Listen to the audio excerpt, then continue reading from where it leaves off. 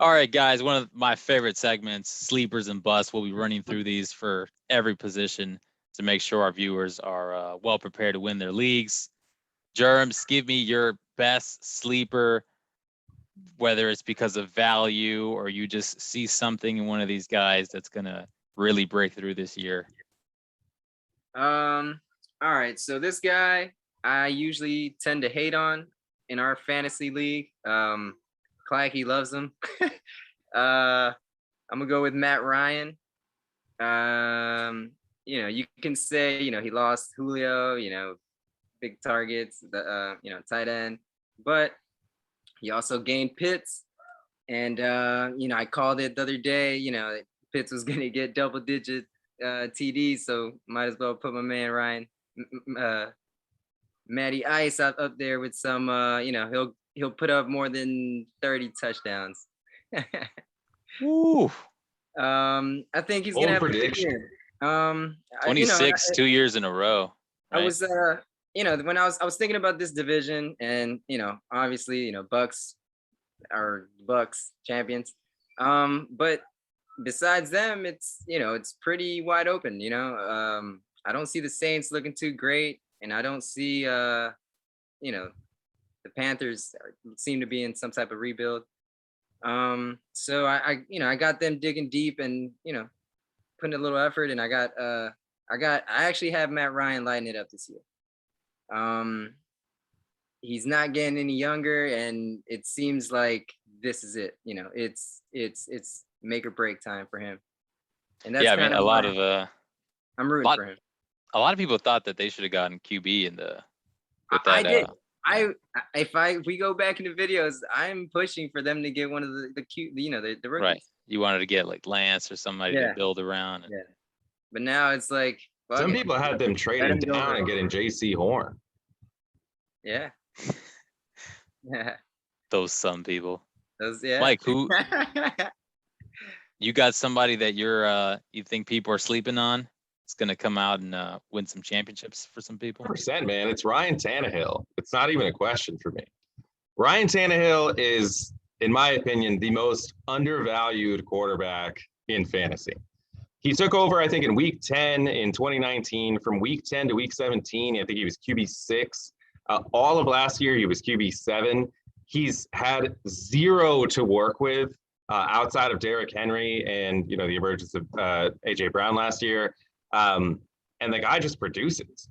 He's averaging around like 6 or 7 QB6, QB7 numbers over his time as a starter. And I don't know how this guy gets ignored as much as he does. I think if you can get Ryan Tannehill at value, let's say, so this year he's ADP 77. What is that? So in our 12-man league, that's like sixth round. Sixth round. Sixth round is kind of in that middle area where you don't know if you want to draft a quarterback or not. He's QB 10 right now. Scraps. But QB 10, I'm taking Tannehill 100%. I think it's a good spot for him.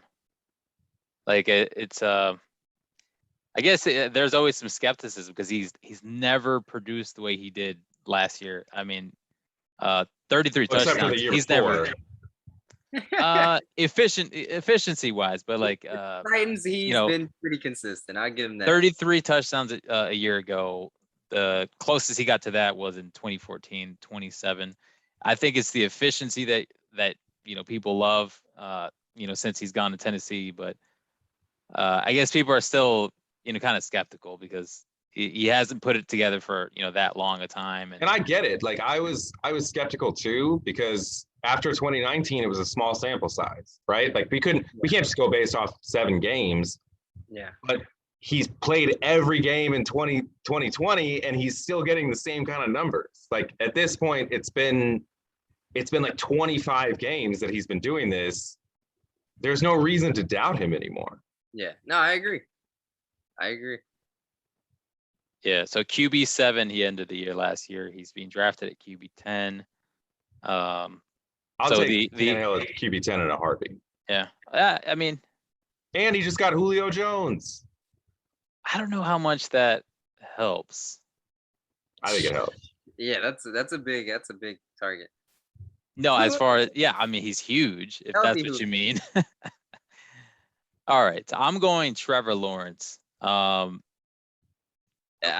Some people are saying that you could expect, or like, they're comparing him to kind of like what Herbert did last year. And I think it's possible, man. He's supremely talented. The Jags did a really good job of bringing pretty much whoever they can get in, and they overpaid maybe like Marvin Jones.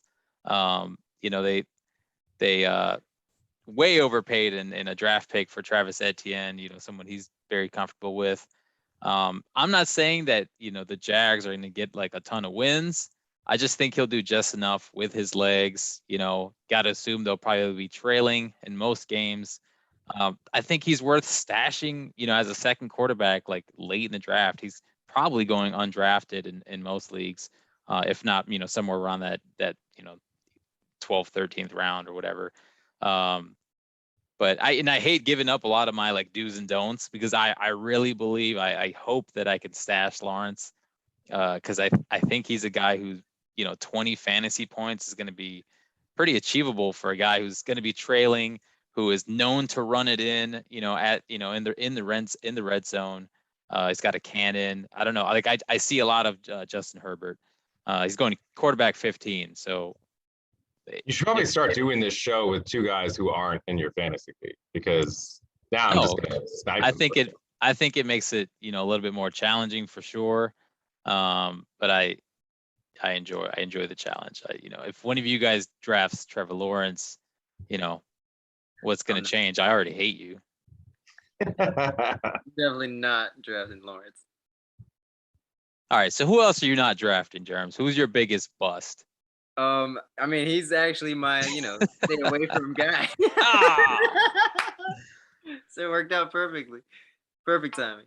I don't see it, bro. I love the guy and I'm rooting for him, and I think that eventually he will be. I just do not see it this year. But you don't see it in Jacksonville, or you don't see it out of hand? I don't see it in Jacksonville. I don't see this upcoming year. It's new coach, new everything, new running back, new, it's just too many news, and it's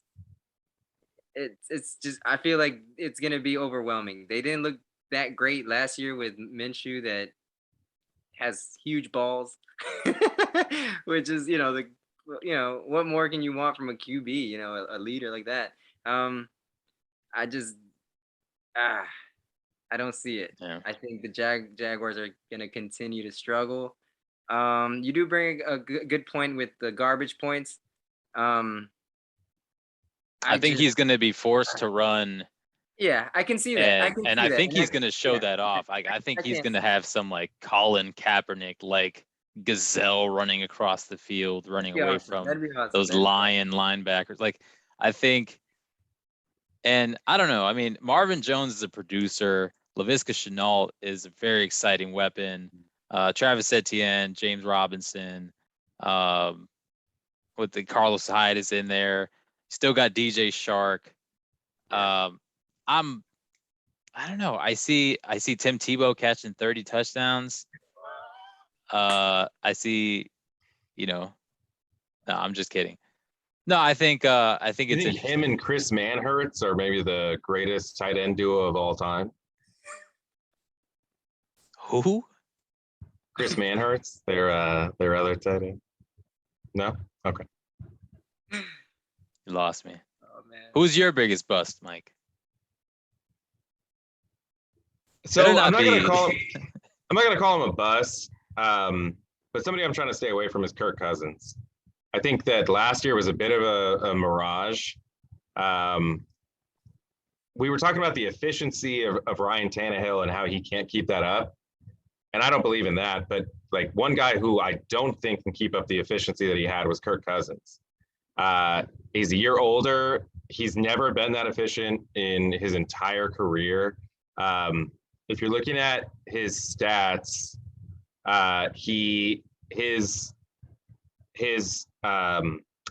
bad throw percentage, like based on advanced air yard stats, was right around where it was the year before. He was just getting luckier results. I think that that's going to continue. You and I and Germs were talking earlier today about Jefferson going down with a shoulder injury. They say it's nothing, but we've all been there, right? Like we know that nothing can actually turn into something. Curtis Samuel has been ailing a I don't know, a stubbed toe for the last like 3 fucking months. And the dude still isn't playing. So like we talked about in the last show, Joe Mixon like sprained his ankle in week 5, didn't come back until like week 15. So I don't believe that AC joint sprain is nothing. And with no Justin Jefferson, I think that offense is a mess. Cook can only do so much, and we'll save this for the running back show, but I think Cook is due for an injury. Please don't say that. Sorry. Right. Speaking of injuries, my bust, and it's not really a bust. I mean, he's still my top 10. It'd be crazy to leave him out of a top 10.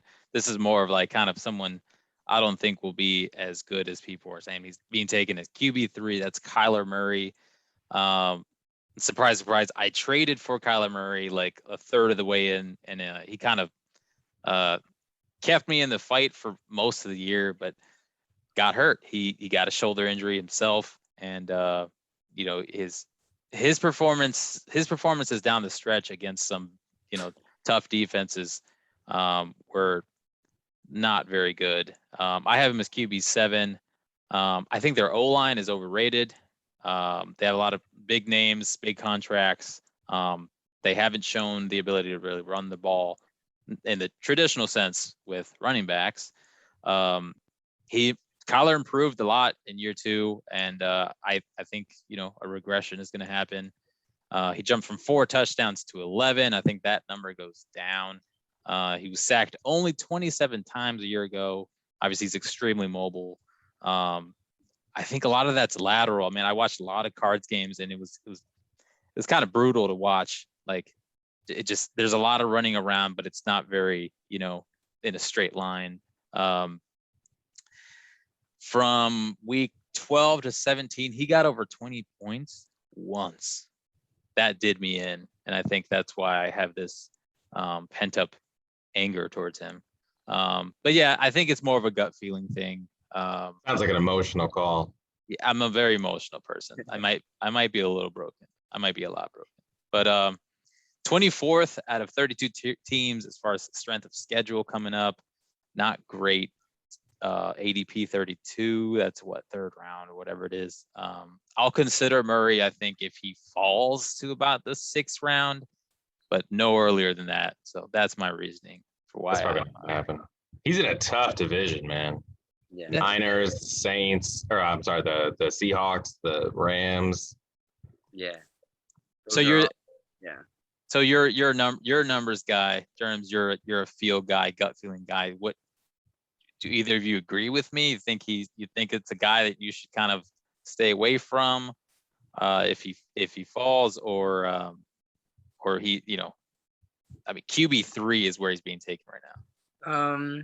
I like him. I like him because even if the Cardinals struggle, he's still mobile enough and he scrambles enough to get his own. You know what I'm saying? Kind of, what I was saying earlier with Jackson. They're still gonna get their numbers. They're still gonna,